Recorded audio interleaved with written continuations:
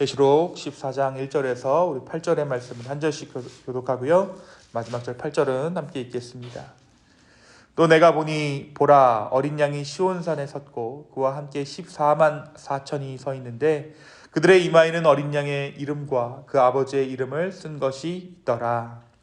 내가 하늘에서 나는 소리를 들으니 많은 물소리와도 같고 큰 우레소리와도 같은데 내가 들은 소리는 검은 고 타는 자들이 그 검은 고를 타는 것 같더라. 그들이 보좌 앞과 내 생물과 장로들 앞에서 새 노래를 부르니 땅에서 속량함을 받은 14만 4천 밖에는 능히 이 노래를 배울 자가 없더라. 이 사람들은 여자와 더불어 더럽히지 아니하고 순결한 자라. 어린 양이 어디로 인도하든지 따라가는 자며 사람 가운데에서 속량함을 받아 처음 익은 열매로 하나님과 어린 양에게 속한 자들이니 그 입에 거짓말이 없고 흠이 없는 자들이더라. 또 보니 다른 천사가 공중에 날아가는데 땅에 거주하는 자들 곧 모든 민족과 종족과 방언과 백성에게 전할 영원한 복음을 가졌더라. 그가 큰 음성으로 이르되 하나님을 두려워하며 그에게 영광을 돌리라. 이는 그의 심판의 시간이 이르렀음이니 하늘과 땅과 바다와 물들의 근원을 만드신 이를 경배하라 하더라. 또 다른 천사 곧 둘째가 그 뒤를 따라 말하되 무너졌도다 무너졌도다 큰 성 바벨론이여 모든 나라에게 그의 음행으로 말미암아 진노의 포도주를 먹이던 자로다 하더라. 아멘. 우리가 어제 읽은 말씀에서 우리 교회 믿는 자들을 공격하는 악의 모습을 함께 보았습니다.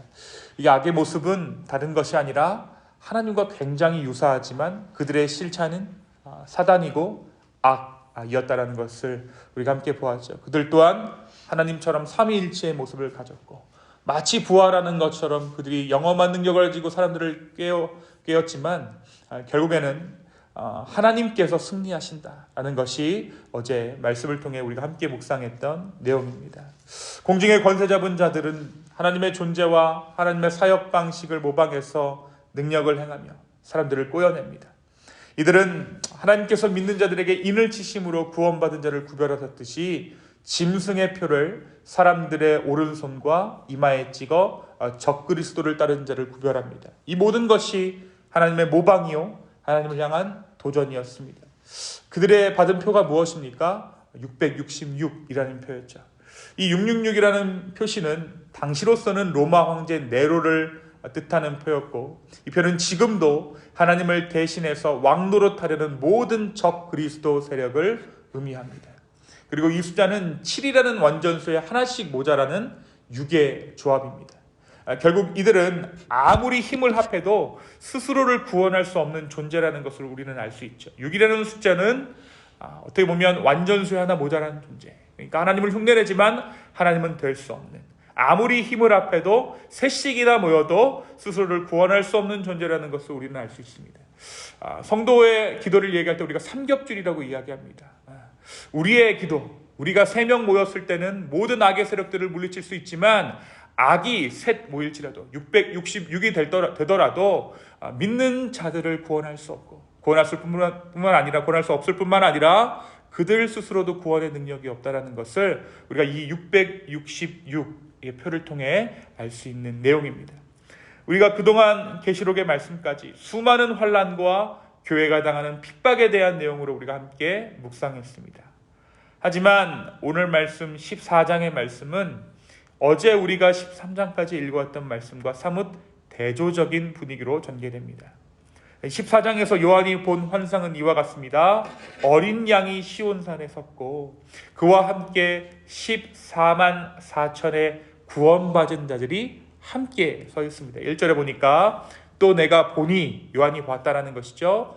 어린 양이 시온산에 섰고 그와 함께 14만 4천이 서 있는데 그들의 이마에는 어린 양의 이름과 그 아버지의 이름을 쓴 것이 있더라. 그러니까 어제 있던 사람들, 어제 요한이 본 환상 가운데는 이마에 무엇을 붙였습니까? 짐승의 표를 붙였죠. 666이라는 짐승의 표를 붙였습니다. 근데 오늘 말씀에는 그 이마에 어린 양의 이름과 그 아버지의 이름을 쓴 것이 있고 14만 4천이 어린 양과 함께 시온에 서 있는 것을 요한이 보게 됩니다. 이들이 무엇을 합니까? 이들은 함께 새 노래로 찬양의 예배를 주 앞에 올립니다. 오늘 말씀을 통해 우리는 교회를 향한 적그리스도의 핍박과 환난에도 불구하고 교회를 회복시키는 주님의 섭리를 보여주고 계시는 것이죠. 어린 양이 시온에 섰다라는 것은 13장에 교회를 핍박하기 위해 서 있는 사단의 이 모든 악한 무리들을 그리스도가 물리치셨다라는 것입니다.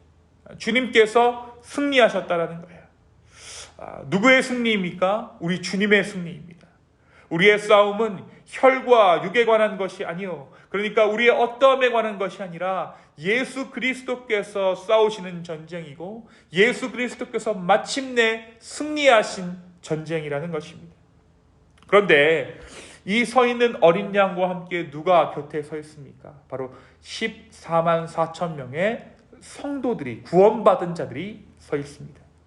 이 14만 4천이라는 이 숫자의 의미가 무엇일까요?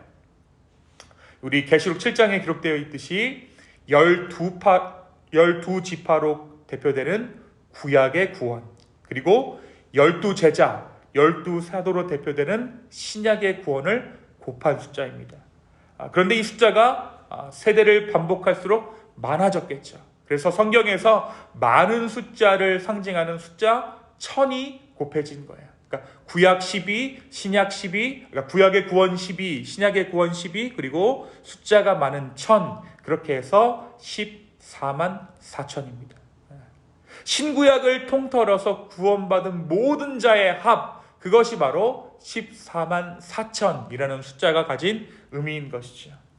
그러니까 이 14만 4천이라는 것은 오늘 우리가 주 앞에 기도하는 주님의 백성들, 저와 여러분을 포함한 모든 교회의 숫자가 이 14만 4천인 것입니다.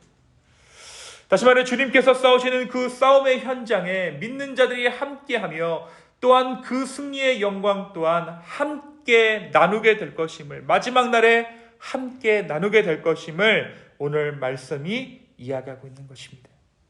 그리스도와 함께 죽고 그리스도와 함께 사는 자들이 어떠한 운명이 되었는지를, 주님과 우리가 운명의 공동체가 되었음을 다시 한번 오늘 말씀 가운데 우리가 확인할 수 있는 것이죠.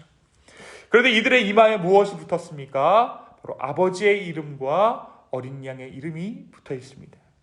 이 구절은 상당히 의미가 있는 구절입니다. 신명기 11장에 어떤 말씀이 있냐면, 너희는 나의 이마를 너희 마음과 뜻에 두고 또 그것을 너희 손목에 매어 기호를 삼고 너희 미간에 붙여 표를 삼으며 라는 말씀이 등장하죠.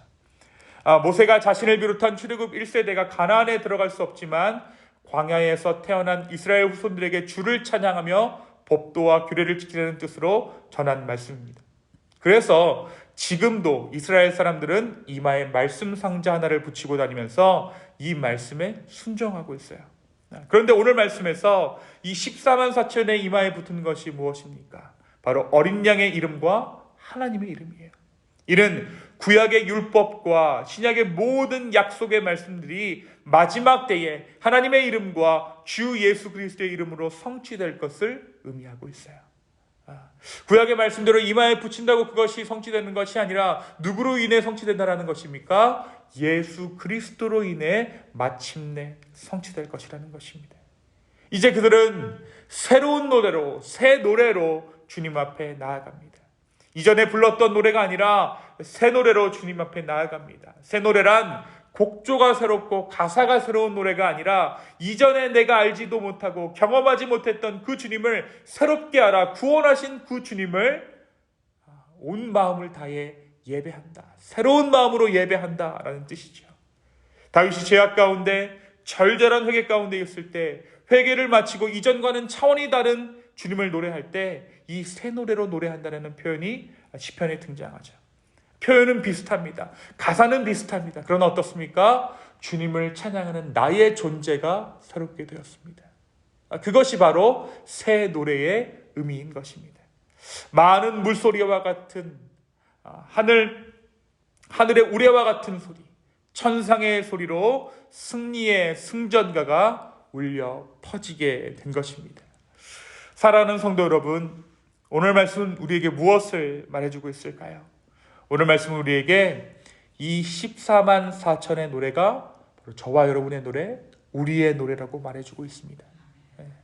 어떤 문제가 해결되어서 찬양할 뿐 아니라 내 안의 시름이 사라져서 찬양할 뿐 아니라 찬양으로 주님의 승리하심을 노래하라는 것이지요.